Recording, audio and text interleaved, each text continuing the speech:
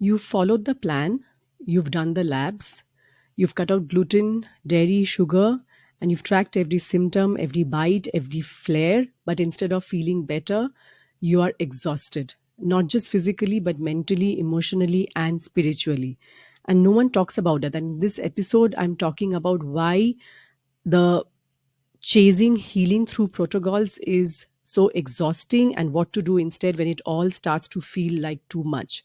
So, if you've ever thought, why am I doing all of this and still not getting better, then this episode is for you. So you're not lazy. You're definitely not uncommitted. You're just exhausted from trying to do everything right because you've followed the protocols. You've eliminated the foods that they've asked you to eliminate. You've taken the supplements.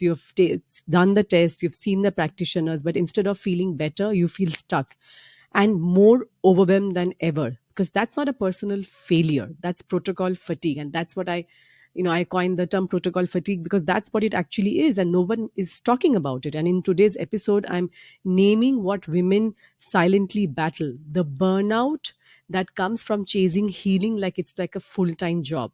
So, in this episode, you will learn why the next best protocol might be blocking your progress, what your fatigue is really trying to tell you, and how to break the cycle without giving up on healing. So, if you've ever thought, I just can't keep doing this, then this episode is for you. So, in the last two episodes, we've talked about letting go of willpower and perfectionism as the engines of healing. If you haven't listened to them, then go back and listen to the previous two episodes. I'll share them in the show notes below. Today, we are taking it further. I'm exposing the hidden cost of following protocol after protocol and still not getting better. If the protocol is working for you, if the treatment is working for you, then obviously that's the right fit. But for so many women and so many men, I'm assuming, they end up chasing something that is not really suited to their body's requirements. But before I even get into that, I want to start this episode by sharing one of my favorite poems from the book I Wish I Knew by Donna Ashworth. The poem is called Or You Could Just Live, and it goes like this. You're going to wish your body was more. You're going to wish your body was less. You're going to wish your body would change. You're going to wish your body would not. You're going to wish your body was many things between now and the day leave this mortal coil. And one day, as is always the day, you will look back and see that your body was always as it should be, doing its best to be you, for you. And you are then going to wish that just once you had told your body, I accept you as you are right now. And that maybe you had done this, you would have spared yourself a lifetime of wishing for something you didn't really ever need. That what it was you should have been wishing for, in fact, was the courage to accept the strength to embrace the wisdom to really see what you have. You're going to wish for many things when it comes to your body, or you could just wish for health and live your life flawed and beautiful. I share her poems in different I've shared this poem in letters that I've written to my friends. I've shared this poem on other platforms like Substack because I find them to be really grounding and grounded in self compassion and self trust, especially when it comes to topics like aging, like body wisdom, body awareness, self trust. So it's beautiful poems because I find that a lot of us are so determined that our body is broken and needs to be fixed that we completely lose sight of the fact that it's just trying to keep us alive. In fact, today I was having a call with somebody, and I'm on Substack and she's on Substack too, and we've decided to write for each other, guest post for each other. And yeah, and I was just sharing with her that we I do this activity with my clients. It's called befriending your body. Like, I think we've become so accustomed to thinking that our body is an adversary that we have to fight, we have to medicate, that it's really keeping us stuck. So today's episode is actually about understanding your body, why your body is not something to be controlled or overpowered. It's your home, it's your safe space, it's the material expression of your soul. This is the only home that you'll have on this on this planet. And too often we take our bodies for granted, we abuse our bodies, don't take good care of it. But most importantly, we don't really understand that healing is not linear. it's seasonal. So your body is ever changing, and it all starts by accepting the way it is right now. Right? It's only trying to protect you. I think that's a theme that runs through all my episodes, all my writing. And I coming back to the fact that healing is seasonal. It means that your body is constantly undergoing changes, but how will you really understand what changes and how to change your approach unless you're paying attention? So what worked for you last month may not work this month, and it will change, and it will change through life. So real healing requires flexibility and adaptability, not rigidity. And I've realized this, much to my detriment, so many times that I've ignored it, and I have had to pay a price for it in some way. But usually, because I am tuned to my body, and I've been doing this work for a long time, I'm usually get in front of it. So if you're obsessed with following a particular protocol with rigidity or perfection, this can block you from listening and making the changes when you really need to. Now, let's talk about what protocol fatigue actually feels like. It's not just a concept, it's actual lived experience. And chances are that you've been living with it without even having a name for it. So, you're dealing with protocol fatigue when you wake up more tired than when you went to sleep. And sometimes even after 9 or 10 hours of sleep. You're dreading your planning your next meal, not because you don't care about food, but because the list of things you can't eat feels longer than the list of things that you can eat, and every bite feels like a decision. You're afraid to even stop the protocol because what if everything gets worse? But you're also afraid to continue because it's exhausting. And you start skipping your supplements not because you forgot, but the very fact of thought of swallowing them makes you feel sick, not just physically but emotionally, because your body has been whispering no more. And deep down, maybe you've started to believe that the problem is you, that if you only tried harder, pushed followed the protocol better, pushed through, you would get better, that you finally heal. And I want to repeat this, and I have been repeating this throughout my episodes, that you're not the problem. Right? There is usually something else at play, and in this case, what I'm talking about today, the healing model is an issue. You were never meant to heal by suppressing your intuition. You were never meant to heal by overriding your body's signals, not even paying attention to them, because healing is not a performance, it's a conversation. It's a conversation between you and your body. And if your body has been saying that it's too much, you need to pause and learn how to listen to it. So it's this is your invitation to pause, to pivot, and to listen, because see, chronic illness has already taken a lot from you. If you have been dealing with it for a while, you know this to be true, whether it's your energy, whether it's your clarity, whether it's your time. And then, if because the protocols tend to add on, do this, don't do that, take these, eliminate that. So if you're spending every ounce of your energy, of your capacity, managing your health, but not feeling healthier, then it's a problem, right? So something is not right. So let's uncover what's really behind your symptoms right now, because it's not just autoimmunity, it's not just inflammation, it's not even burnout from life. The real problem is protocol overload. This is true for so many women I talk to, so many people I talk to, and because they're trying so hard to get well. So obviously this is this is I don't blame anyone, but it's really unfortunate that the very thing that they're trying to get better, they're doing to get better, is actually keeping them stuck, because they have been led to believe that if I just follow the right plan perfectly, I will finally feel better. But the thing is, healing doesn't work like an algorithm. It works like a relationship, and the relationship has to be with your body. So, and nobody can cultivate it for you. You have to cultivate this relationship with your body. And the protocols that you may be following are not really designed for relationship, they're designed for control. So here's what's likely happening with you. You override your inner cues because the plan says to push through. You ignore your cravings, your intuitions, your energy dips, because the protocol doesn't account for it right now. You stop asking yourself what's working because you're too busy trying to follow the protocol. So it's not your condition keeping you sick at this point, but it's the constant noise of systems that never taught you how to tune in into your own systems. That's protocol fatigue. And I want to make one thing very clear. It's not that I'm anti protocol. I share protocols with my clients. I share diet plans. I share supplement plans, right? Protocols are important in that sense. But what I am talking about is protocol fatigue, of chasing it, chasing the performance, chasing protocols blindly, or following protocols blindly, right? That's what I'm talking about. And especially if it's not working for you. If it's working for you, obviously that's the right fit. But for so many women, I find the protocol that they are following is not what their body needs, but it's because of all the distraction, all the noise, all the inputs that they're getting from outside. It's just drowning at the noise of their body, and they don't know why it's not working or what's working. So, and that's the reason, when even when you're doing everything right, you're further away from, from what your body is actually always asking from you, which is compassion, which is connection, and a customized pace that fits your life, not, not just your lab reports or your protocol. So it's not that the protocol is an issue and you should not be having protocols. It's that just chasing it for the sake of chasing it and not the right one is really costing you.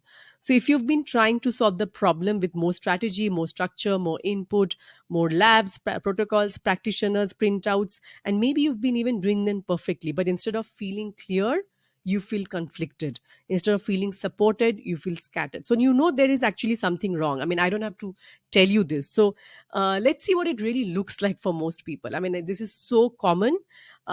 It's alarming in a way. So you follow the autoimmune paleo protocol, and then because that was not working properly, then you've layered on low histamine, maybe then low oxalate, and you're really depriving yourself of many nutrients that your body actually needs at this point. You've run GI map test, Dutch test, and some, maybe some other tests, hoping that one would finally explain your flares.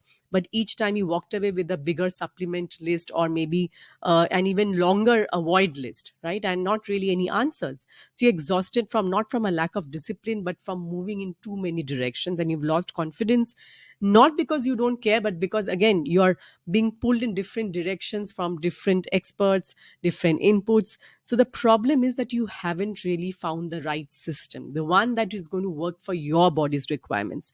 And as I've mentioned earlier, healing is seasonal. It's not linear. It's going to keep changing. So if you are not used to paying attention to what your body needs at this point in time, and keep adapting, and adapting to it, and be in alignment with it, there will always come a point that you have no clue what's going on, and you have no clue why it's not working the way it should. So protocols are not the enemy, but when they become your entire strategy and they override your body's signals, then healing can become a never ending checklist, and that's not something that you want to move towards. And that's actually what hasn't worked. So instead of chasing the next expert approved plan, or the next influencer on Instagram, or some other protocol, and constantly tweaking, testing, tracking, you need to create space to think, right? To pause. You need to clear the healing clutter, not forever, but just for a while, not all at once, but just for a while. And inside my body wise healing framework that I follow, the first pillar, there are three pillars: simplify, reconnect, and sustain. And the first pillar is simplify. And this is exactly what we focus on. So we focus on simplifying the whole process to cut out the clutter, so that you can start tuning into your body, what your body needs. But before you can tune into what your body needs, you need to gently quiet the noise of what everyone is telling you that you should be doing. So this is a mini experiment. I'm calling it protocol detox. It's a mini experiment that you can do today. It's extremely simple. Each episode I share with you one thing that you can do each week, which will help you to actually implement what I'm saying right then and there. So step one, pick one thing from your current wellness routine that you're doing out of obligation, not intuition. So something that feels like a drag, but but you are doing it. So maybe having 20 different kinds of supplements right now, maybe having magnesium at 5 p.m., and it's not really having an impact. Something that you need to basically take a look at. Maybe the snacks that you've been told to have 3 times a day, and that ends up making you feel bloated. So something that is small enough, but that it's maybe an issue.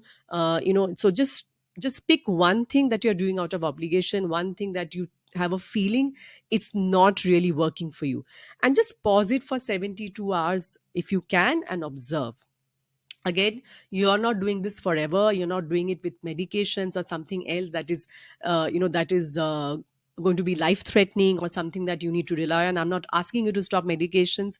It's just one protocol. It can be one tiny lifestyle change, something that you're already doing. And maybe it's getting up at 5 a.m. in the morning because you've heard that getting up so early is good for you. But if you're not getting good quality sleep at night, if you're sleeping late for whatever reason, then getting up at 5 a.m. may not really work for you. So something like that which is not sitting well with your intuition. So pause it for 72 hours and just observe, and each night write down what felt lighter today.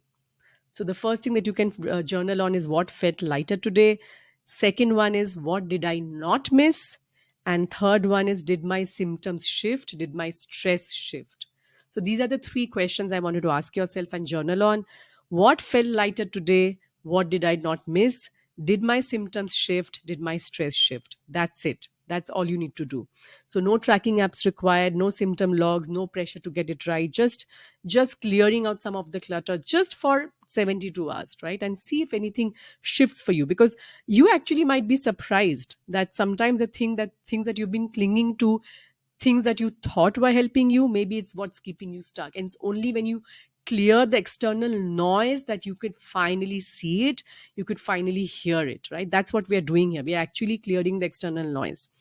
So it this is what it does. It restores decision making power to you, because now you know for sure whether it's working or not working. It creates room for your own clarity to emerge. It's very, very important for sustainable health and healing.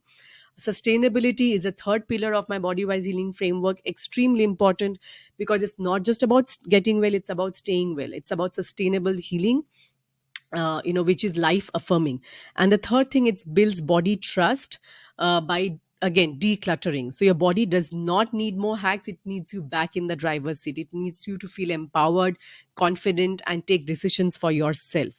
Because if you don't do this, and if you keep following plans but that were never designed for your own season of healing, then you will keep trying to heal by performing wellness, but you will not see the results. And you will stay stuck in survival mode, not because you're failing, but because the system you're following is so loud that you're not able to hear what your body has been trying to tell you, what it's actually asking for. So you actually don't need an expert to hand you a roadmap or something, I mean, that you are not very clear about. You need somebody to help you tune into your own internal GPS, your own internal guidance, inner guidance system.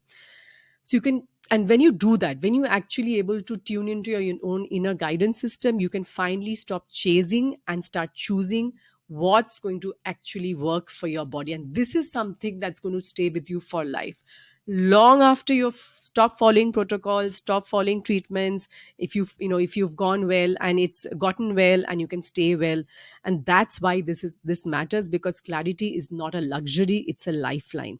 And when healing stops becoming a guessing game, that's when real momentum begins.